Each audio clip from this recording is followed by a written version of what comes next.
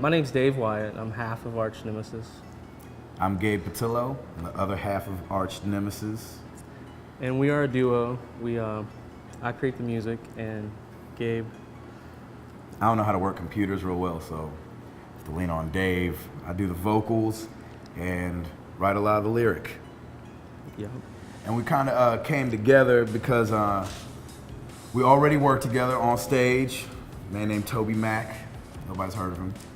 And and Dave would always mess around with this little 8-bar loop that he would do on the roads, and I loved it. And I was like, Dave, I actually have video of it. We were in Alaska, and we were sound checking, and I was like, Dave, we're gonna do something to that song one day. And so that was kind of the first birthing of Arch-Nemesis, man. And we just came together and started creating music, and kind of was liking it, and it was working out. And so we were like, we should do some more. Yeah. That was the first song we did together. Yeah, Don't Go, what it was called. I think, and then later, I got to the point where I wanted to create some music I really liked that didn't seem to have a home, sort of, in what we do. So I just started writing some tracks, and then I sent them to Gabe, and he started writing to them. And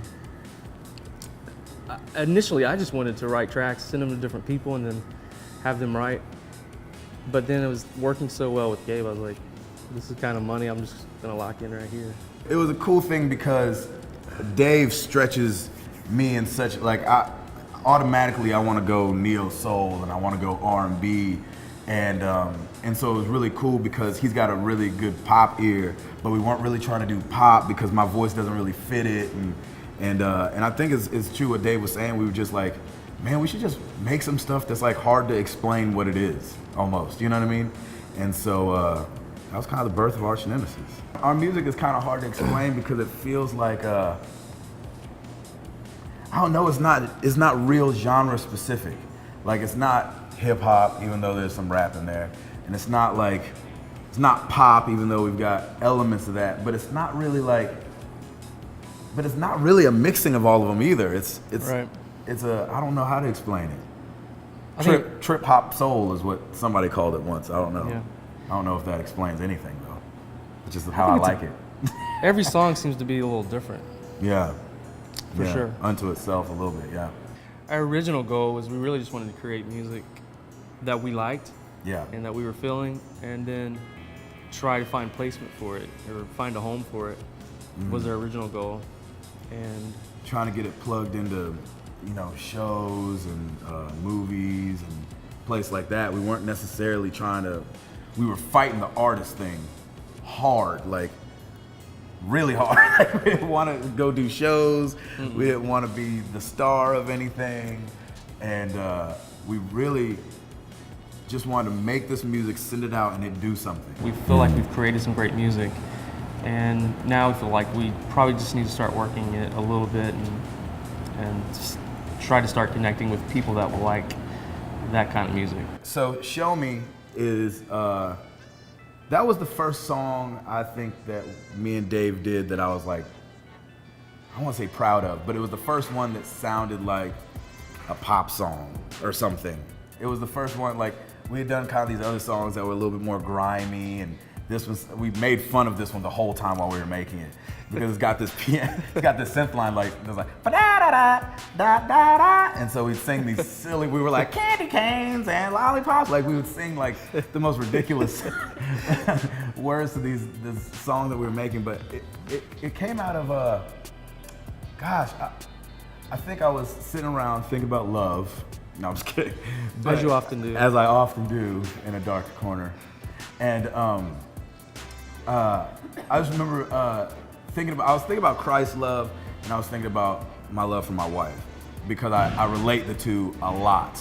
Because I'm like, man, I love my wife so much, so my goal needs to be loving God more than my wife. That's kind of how I look at things.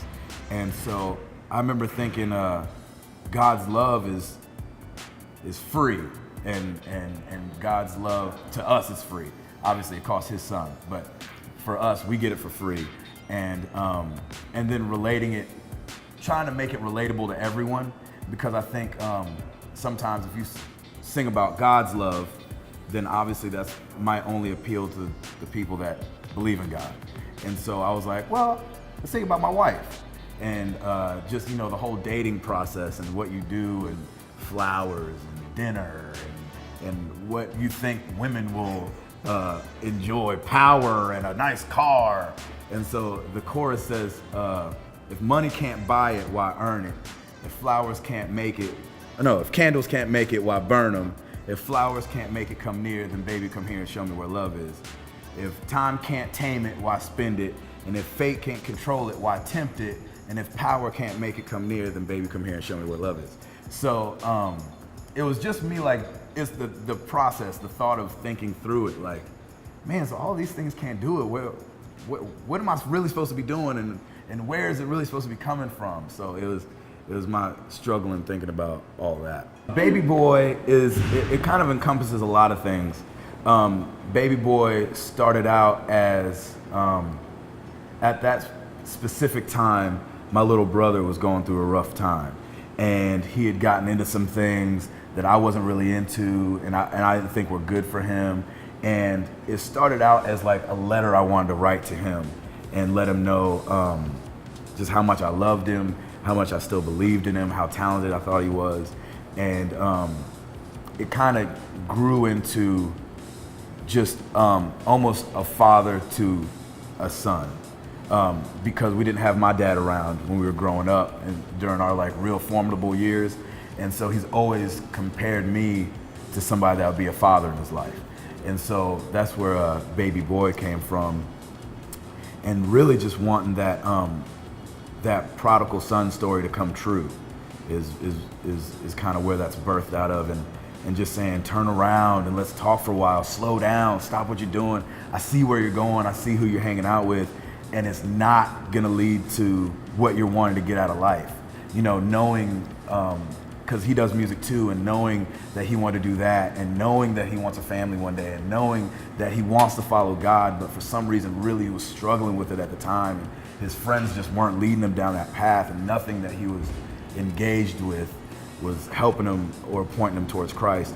And so I think sometimes when we get going in a direction, we can not realize that we're running in that direction instead of walking, you know what I'm saying? Especially with like drugs and alcohol, people are like, oh, I'm just try a little weed, or I'm just drink a little bit, a little beer is not gonna hurt nobody.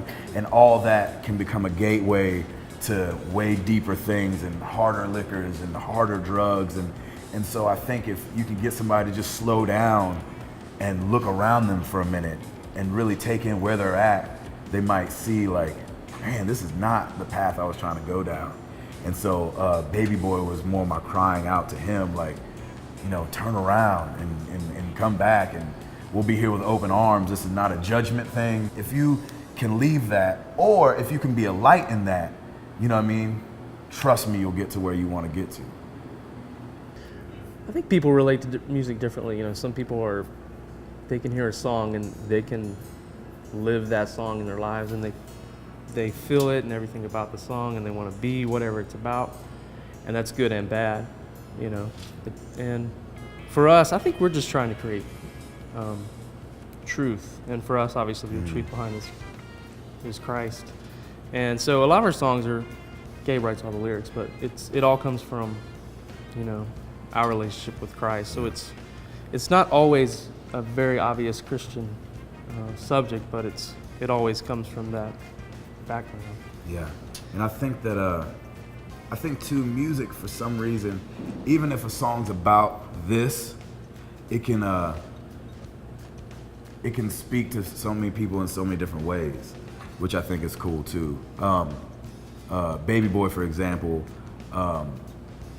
I say what happened be in one of the things, and it's funny, somebody wrote to us and they were like, dude, my little brother's name is Brian, and when you said what happened be, that's what we call him, and you know what I'm saying? And I had, I was just saying that as like, in urban culture, the slang is, what's up, B? You know what I'm saying? It's not necessarily an initial, you know what I'm saying? And so it was cool that it came across to him as specifically talking to his family member. And I think music can, I don't know, I think when you try to write a catchy song and things you're writing so it sticks with the person. And I think music is so important in that way, and I think that's why Psalms is the biggest book in the Bible, and David and some of the other writers of Psalms just psalm after psalm after psalm after psalm, because it's super important in that in God's created music to deal with us in a different way almost than anything else, than just preaching, you know what I'm saying?